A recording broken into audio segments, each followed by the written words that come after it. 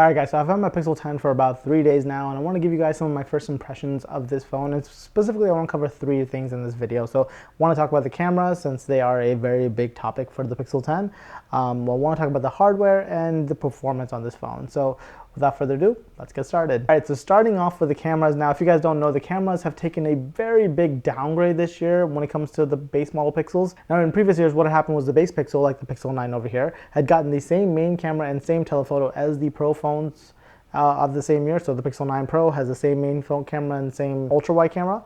The only thing was missing was the telephoto camera on the Pixel 9, but on the Pixel 10 they've done things a little bit differently. So we now have completely different cameras from the Pro phone. So this is a 48 megapixel main camera, a 12 megapixel ultra wide, and then a 10.8 megapixel telephoto camera. It's a 5x zoom.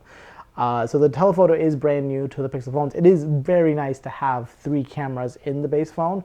Now, however, the sensors are all downgraded, so that is a bit of a concern. So since I've had this phone for a while, and the telephoto is something, I'll be honest, it's something that I've been missing from my camera for a while now, because I used to have the Pro phones. So I've really enjoyed having a telephoto. I actually have a lot of scenarios where I use this, especially as a parent with kids that I don't want to be completely up close to them all the time, trying to record videos and stuff. If they're a little far away, doing their own thing, maybe I want to take a picture. The telephoto really helps for that. And of course, if you're ever on a trip or something, there are some sites that you can't get super close to, but you might still want to take a photo of. Again, the telephoto really comes in clutch for those times. So I really enjoy having a telephoto. Now, this is not, of course, the best one. It really doesn't do well in low light, but it's pretty decent for what it is. I like having the optical zoom versus having to digitally zoom in. I think it's still way better quality than what you're getting from cropping in with the main camera. So I really appreciate having the telephoto. Now, as for the other cameras, I haven't noticed too much of a downgrade. Now, I haven't really trusted the ultra wide in low light that much. I will be doing that more for a comparison video that I'm going to be doing later on with the Pixel 9. But right now, in my couple days of testing that I've done, mostly in good lighting, I've gotten really good pictures out of both these cameras. I'll throw some pictures up here. Both the other 2 cameras have done really well. The telephoto also does pretty well in good lighting. So in my opinion, I think this is a good trade-off. Of course, that's obviously going to depend on whether you're going to want to use a telephoto lens or not. If not, I honestly think the Pixel 9 is a pretty good purchase right now, because, I mean, you get the main cameras from the big Pixel phone. So if you are someone who wanted a telephoto lens, I think it was a good move for Google to add it. Now you have the option to do more things with it. And this is actually a key differentiator from like the iPhone or the Samsung, where you don't have that telephoto lens. So I think this is a pretty big win in terms of cameras. Obviously, more testing to be done. I'll give you guys my opinion, full review, and then, well, as I said, I'll do a camera comparison, let you guys know. So now talking about the other things. Now, this is, if you've noticed the Pixel 10 and the Pixel 9 next to each other, it's very much a refinement in design. They are like identical in terms of how they are. So I have not, like, they had a really good design with the Pixel 9. I personally love this design. I love the camera bar. The one thing I really don't like, and I think you can see it probably better on the Pixel 9 here, is all the dust that gets collected, especially if you have a case, all this dust that gets collected around the camera bar. It is a huge pain to clean all that up all the time. But luckily with the new blue phone, it's a little bit harder to see. I have had this phone in a case for a couple days now, and it hasn't really been a problem. So my advice, don't get the obsidian color. It is a fingerprint and dust magnet.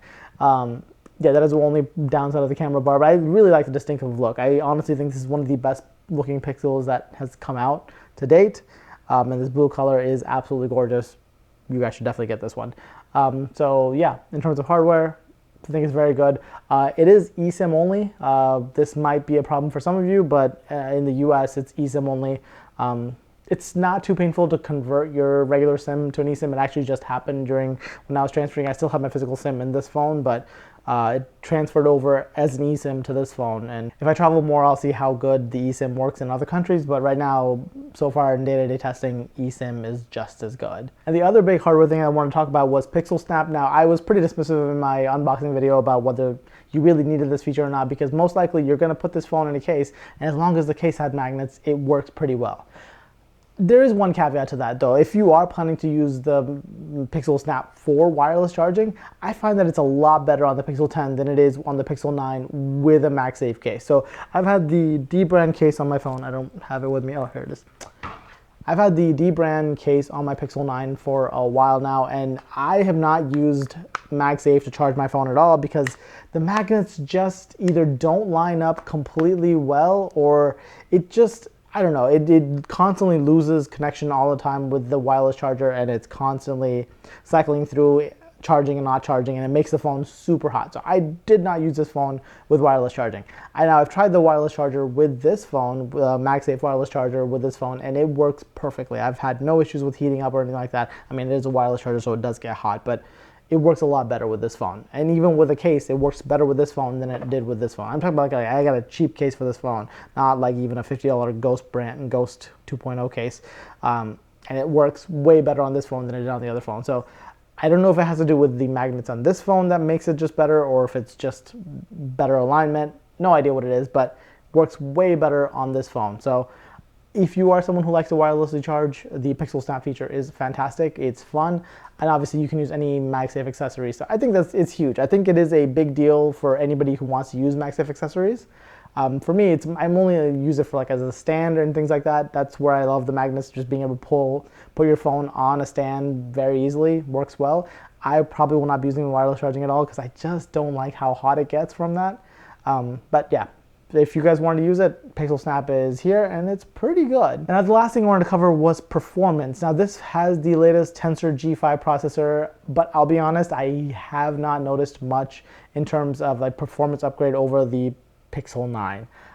They're really just, I mean, the Pixel 9 was pretty good at most things, and this Pixel 10 is pretty good at most things that I do day to day anyways. Editing photos, editing videos, it works pretty well on here. It's still not as fast as, say, a Qualcomm Snapdragon Elite phone, but if you are fine with not having the most top of the line performance, which I think most people should be, because you don't ever push your phone that hard unless you're gaming on it for like several hours at a time, you're never going to push this phone so hard that it's going to matter that you don't have the raw horsepower, because this phone doesn't have that, but it does have a lot of AI features that I'm still testing out right now. I'm going to do a longer video on just all the different AI features that Google is promising, because that really is the big deal about this phone. So for the main review of this phone, I'm going to cover all the AI features and see whether they're worth it or not, or I might just do a separate video and cover all the AI feature and whether they are garbage or they're actually worth using.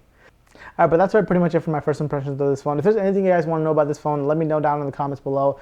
Let me know what color you guys are planning on getting, if you're going to get one of these, or what else you guys are using. So yeah, with that, I'll catch you guys in the next one. Bye.